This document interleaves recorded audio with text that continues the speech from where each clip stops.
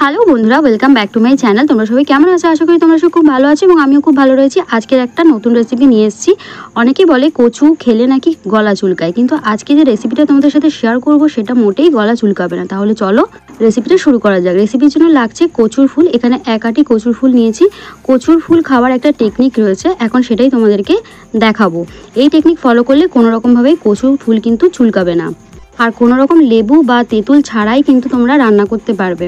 তাহলে চলো দেখে নাও কিভাবে কচুর ফুলটাকে তোমাদের কাটতে হবে। প্রথমেই দেখো, কচুর ফুলটাকে কাটার পর মাঝখানে একটা শিরা বা ফুল রয়েছে, সেই ফুলটাই কিন্তু ফেলে দিতে হবে। ফুলটার সময় যদি তোমরা রান্না করো তাহলে কিন্তু অনিবার্য গলাটা ধরবে। আর এখন এই মাছগুলো রয়েছে, মাছগুলো নুন হলুদ দিয়ে আগে থেকেই রেখে দিয়েছি। মাছগুলোকে ভেজে নেবো। এই মাছ দিয়েই আজকে কচুর ফুলটা রান্না করে তোমাদেরকে দেখাবো। মাছগুলো ভেজে নেওয়ার পর আলাদা করে তুলে নিচ্ছি, আর কচুর ফুলগুলোকে ভালোভাবে মাঝখানে শিরাটা ফেলে যেমন করে তোমাদেরকে দেখালাম সেই ইনস্ট্রাকশন ফলো করলে কিন্তু কচু একেবারেই মুখে লাগবে না।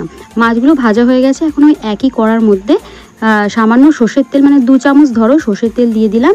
আর কচুর ফুলগুলো আগে থেকে সিদ্ধ করে রেখেছিলাম। সিদ্ধ করার সময় নুনটা অ্যাড করেছি। তেল গরম হওয়ার পর 2টো পেঁয়াজ মাঝারি সাইজে ছোট টুকরো করে কেটে নিয়েছি। এখন সেগুলোকেই ভেজে নেবো। একটু লাল করে ভাজতে হবে, কোনো রকম ফোড়ন কিন্তু এই কচুর মানে ভাজাটার মধ্যে কিন্তু হবে না। তো পেঁয়াজটা একটু লাল করে ভেজে নেওয়ার পর সিদ্ধ করে রাখা কচুগুলোকে এখন দিয়ে দিচ্ছি। কচুর ফুল অনেকে খেতে পারে না বা ভয় পায় যে কচু হয়তো মুখে ধরতে পারে, যেহেতু কচু মুখে লাগেই। কিন্তু এই ট্রিক যদি তোমরা ফলো করো তাহলে কিন্তু লেবুও দিতে হবে না, তেঁতুলও দিতে হবে না, কচু কিন্তু মুখে ধরবে না।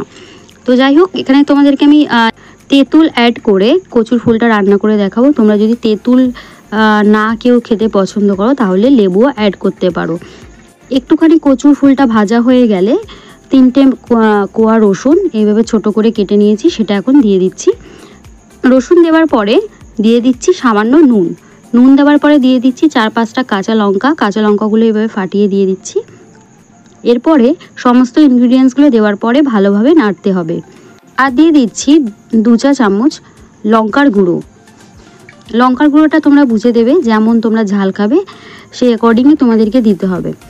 এরপরে সমস্ত ইনগ্রিডিয়েন্টসগুলো দেওয়ার পরে কচুটাকে ভালোভাবে নেড়ে ভেজে নিতে হবে। চেষ্টা করবে যাতে কড়ার গায়ে না লেগে যায়, তাই অল্প অল্প করে যদি তেল লাগে তাহলে সেটাকে দিয়েই ভাজতে হবে। এটা কিন্তু একটু ভাজা ভাজা হবে।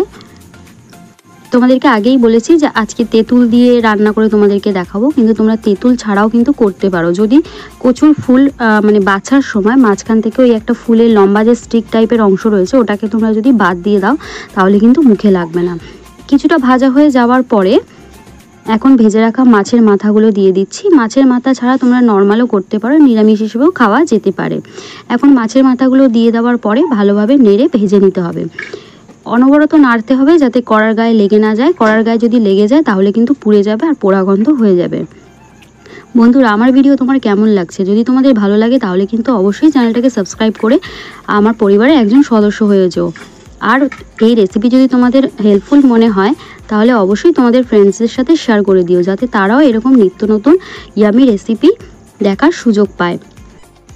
এরপরে কিছুক্ষণ ধরে নাড়তে হবে, আর কোনো রকম কিছু দেওয়ার মতো নেই। যদি তেল লাগে তাহলে সেটা অল্প অল্প করে দিতে হবে। বন্ধুরা, তোমরা কচুর শাক রেসিপি যদি দেখতে চাও তাহলে কিন্তু আমাকে কমেন্ট করো। আর এই কচুর ফুল তোমরা কারা কারা আগে খেয়েছো বানিয়ে বাড়িতে তারা কিন্তু আমাকে শেয়ার করো, সেই রেসিপিটা সম্পর্কে আমাকে কিন্তু জানিও, তাহলে আমিও কিছুটা শিখতে পারবো। এরপর দিয়ে দিলাম 1 চামচ চিনি। চিনিটা অপশনাল, তোমরা চাইলে দিতেও পারো আবার নাও দিতে পারো। যারা মিষ্টি খেতে পছন্দ করো না তারা কিন্তু চিনিটা স্কিপ করে দেবে। এরপরে মাছের মাথাগুলো একটু খুন্তি দিয়ে ভেঙে ভেঙে দিতে হবে যাতে কচুর গায়ের মধ্যে ভালোভাবে লেগে যায়। এরপর ভাজা ভাজা করতে হবে যতক্ষণ না কচুর মধ্যে থেকে যে অতিরিক্ত জল রয়েছে সেটা যতক্ষণ না শুষে যাবে ততক্ষণ পর্যন্ত কচুটাকে নাড়তে হবে। এবং সবশেষে দিতে হবে 1 চামচ কাসুন্দি। কাসুন্দিটাও অপশনাল, যদি তোমরা কাসুন্দিটা দাও তাহলে টেস্টটা আরও বেশি ভালো হয়। তো প্রথমেই বলছিলাম ভিডিওর শুরুতে যে এটা সবথেকে একটা সিক্রেট জিনিস মুখে না লাগার। কচুর মানে যে কোনো কচুর শাক যদি তোমরা কাসুন্দি ইউজ করো তাহলে কিন্তু মুখে লাগার সম্ভাবনাটা কমে যায়। তো যাই হোক, আজকের এই কচুর ফুল ভাজা রেসিপি খাওয়ার জন্য একদম রেডি। যদি ভালো লাগে তাহলে ট্রাই করো। Thank you for watching.